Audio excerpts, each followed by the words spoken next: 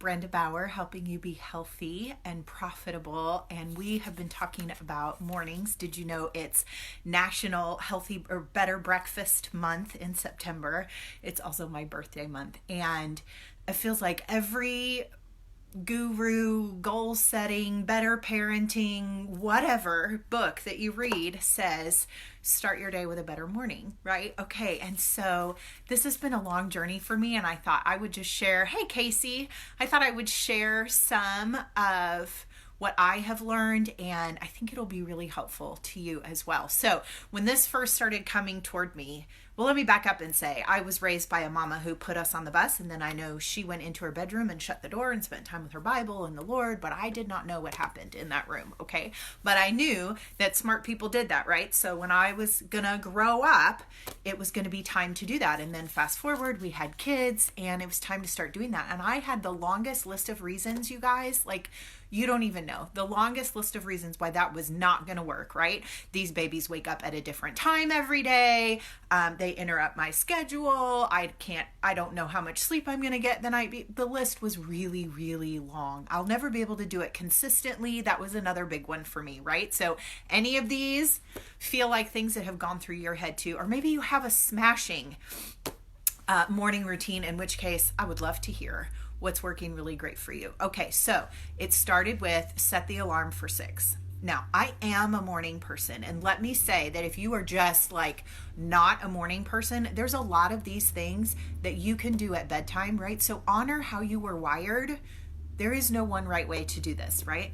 Okay, and in order to get up at 6, I had to go to bed well. So actually having a fantastic morning starts the night before. Honor your body with the bedtime that you need. Again, yours does not look like anyone else's, but I go off parenting duty at 8 p.m. Now I can do that. My kids are older. If you have babies in the house, you don't get that luxury, and just know that's a season. Honor your season and, be where you are and do the best you can in all situations, right? Because guilt and shame do not serve you. They do not serve me at all. Self-judgment has no place here, right?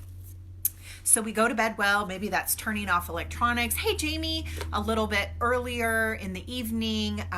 Again, for those of you who have older kids, just be like, mom's off duty at 8, so get it handled before 8 p.m. And so my 12-year-old, she stays up till 8:30, but I'm off duty at 8. I kiss her at 8, and then she shuts her light off at 8:30. So that's just one example. And then set an alarm in the morning, or if you're like me, set 3 alarms, and it's okay. And then I also learned this other amazing tip. I think it's from Mel Robbins, but don't quote me on that. And it's 5, 4, 3, 2, 1, go. So the alarm goes off, you're laying there, you've hit snooze, I'm gonna roll over, and you go, 5, 4, 3, 2, 1. I'm going to keep promises to myself. I'm going to start this day off well because I deserve it, and the people that I love deserve me to pour from a full bucket. And so get out of bed. Just do it. It's okay. You can do it. And then there's Miracle Morning. There's Morning Mindset. There's all these books if this is something that you want to dig into. But figure out, get curious, what fills you in the morning time. So you can, some people say 20 minutes of prayer or meditation, 20 minutes of reading or listening to a podcast or, some kind of inspirational book or learning something, and then 20 minutes of journaling. And then others say 20 minutes of exercise, 20 minutes of prayer and meditation, and then 20 minutes of learning. So you figure out what brings you joy, and then eliminate perfectionism. I love to do things that I know I'm going to do well. And I hesitate to start things that I'm not 100% confident that I can be successful in. And guess what? Hey, Heather, it's okay. Just start with tomorrow. Tomorrow's Saturday. Maybe you want to sleep in and celebrate that, right? Like, don't have guilt about it. Maybe you want to start with Monday. Maybe just like, I want to on Monday mornings. Or maybe Monday mornings are like manic Mondays. So maybe you want to start with a Tuesday. Start with that. Start where you are, do what you can. If you need to start with 5 minutes in the morning of 5 minutes, I'm going to read my Bible app on the toilet before the world starts talking to me, you will be blessed by that, I promise. So just do a little bit. And then drink a glass of water. So this is one of my favorite, Casey, I love that. Perfectionism is it's a very thriving community, right, of people that are recovering perfectionists. I totally get it. So, drink a glass of water. Oh my gosh, right? We're breaking our fast from the night before. If you saw my breakfast video earlier in the week, or go back and watch it, we're breaking our fast. Having 8 ounces, that's a little teacup, you guys, is 8 ounces. You don't have to drink a liter of water first thing in the morning. It turns on your GI system. It wakes your body up and says, it's time to go. Google it, benefits of drinking water in the morning. Oh my gosh, it's fantastic.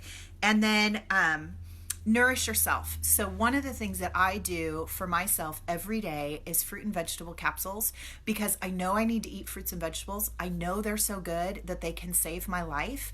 And yet it's so easy to get to the end of the day and go, how many fruits and vegetables did I eat today? And so I get to check it off my list first thing in the morning. It's as quick as yawning.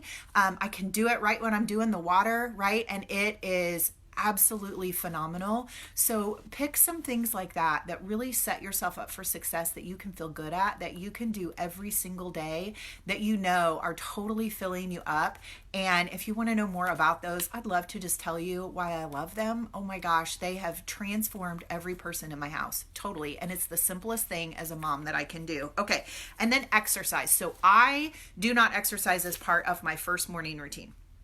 Right now I'm getting up at 5:45. I have 3 alarms set in between then so that I can do the thing I'm doing, like journaling, and the alarm just goes off to move to the next task so that I'm not having to watch the, oh, my cute mama tried to call me.